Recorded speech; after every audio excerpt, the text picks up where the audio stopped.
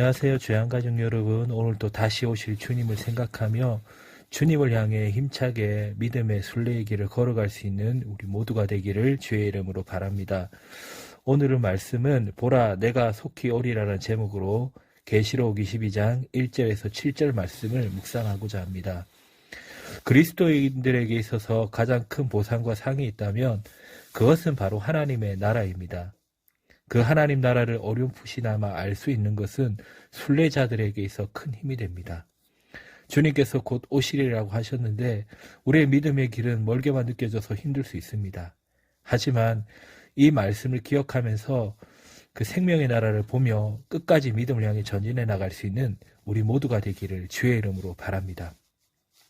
첫째로 우리가 생각해 볼 것은 우리는 장차 복된 새 예루살렘 성이 될 것이라는 것입니다. 또 그가 수정같이 맑은 생명수의 강을 내게 보이리니 하나님과 및 어린 양의 보좌로부터 나와서 길 가운데로 흐르더라. 강 좌우에 생명나무가 있어 12가지 열매를 맺되 달마다 그 열매를 맺고 그 나무 잎사귀들은 만국을 치료하기 위하여 있더라 라고 말씀을 합니다.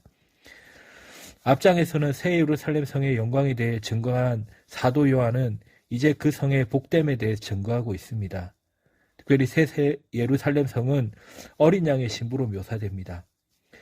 요한계시록 21장 9절에 10절에 보면 7 대접을 가지고 마지막 7 재앙을 담은 7 천사 중 하나가 나와서 내게 말하여 이르되 이리 오라 내가 신부 곧 어린 양의 아내를 내게 보이리라 하고 성령으로 나를 데리고 크고 높은 산으로 올라가 하나님께로부터 하늘에서 내려오는 거룩한 성 예루살렘을 보이니 그렇다면 그 성은 문자적인 성이 아니고 어린 양의 신부, 즉 신약의 교회를 상징합니다.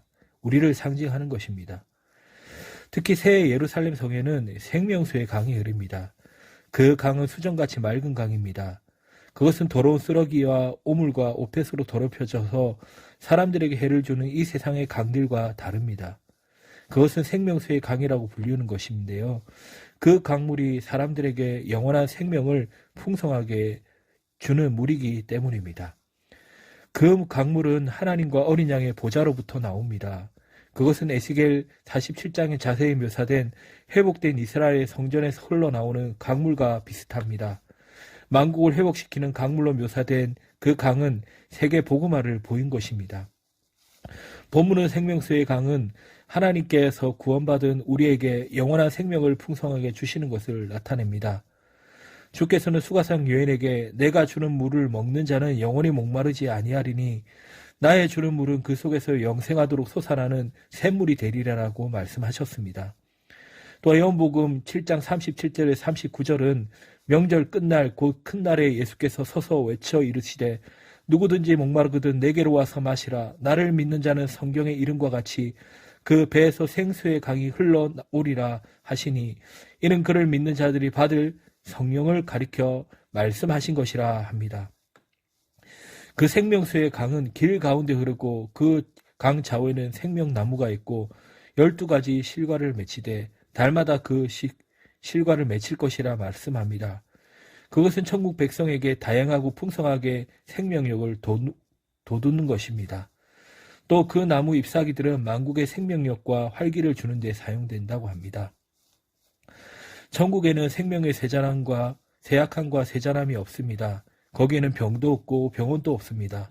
천국은 항상 건강과 활기가 넘치는 곳입니다. 우리는 천국에서 영생 복락을 누릴 것입니다. 둘째로 저주가 없는 예루살렘 성입니다. 3절에서 5절 말씀을 보면 새 예루살렘 성에는 저주가 없습니다. 이 세상은 아담과 하와의 범죄 때문에 저주받은 세상입니다. 그러나 예수 그리스도의 대속으로 땅의 저주는 거두어졌습니다. 새 예루살렘 성에는 하나님과 어린 양의 보좌가 그 가운데 있습니다. 성도들은 천국에서 하나님과 어린 양을 섬기며 그에게 예배드리고 그의 얼굴을 배웠고 그와 교제하게 됩니다. 또 그의 이름이 그들의 이마에 있을 것입니다. 그것은 그들의 소속을 나타냅니다. 그들은 하나님의 사랑하는 백성으로 인치심을 받은 자들입니다. 또 거기에는 밤이나 어두움이 없고 등불이나 전기불이나 햇빛이 쓸데없습니다. 왜냐하면 주 하나님의 영광이 친히 온 땅과 모든 사람에게 밝게 비추게 될 것입니다. 특히 또 성도들은 새 예루살렘 성에서 왕같은 신분과 특권을 가지게 됩니다. 사도 베드로는 신약 성도들을 너희는 택하신 족속이요 왕같은 제사장들이요 거룩한 나라요 그의 소유된 백성이라고 말했습니다.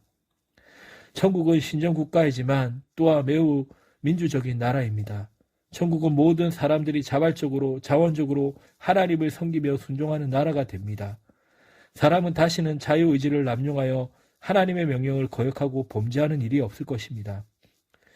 셋째로 예언의 말씀을 지키는 자는 복이 있습니다. 새 예루살렘 성에 관한 말씀은 신실하고 참되다고 증거되었습니다. 천국은 반드시 이루어질 나라입니다. 또 이 책에 기록될 내용은 주 곧 선지자들의 영의 하나님께서 그의 종들에게 결코 속히 될 일을 보이신 것이라고 증거되고 있습니다. 성경은 하나님의 신실하고 참된 말씀이며 요한계시록도 그 한 부분입니다. 특히 요한계시록은 주의 재림 전에 반드시 속히 되어질 사건들을 예언하며 기록한 것입니다. 또 주 예수께서는 자신의 재림이 속히 이루어질 것을 약속하시며 이 책의 예언의 말씀을 지키는 자가 복이 있다고 말씀하십니다. 이 책의 예언의 말씀이란 일곱 인과 일곱 나팔과 일곱 대접의 대환란과 주 예수의 재림과 천국과 지옥에 관한 것입니다.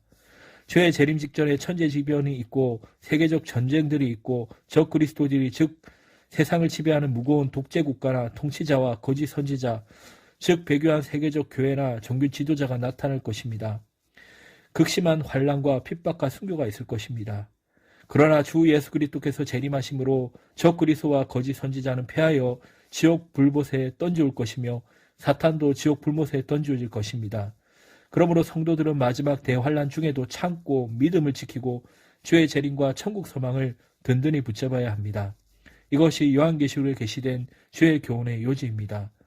이 책의 예언의 말씀을 지키는 복된 자가 되시기를 주의 이름으로 바랍니다.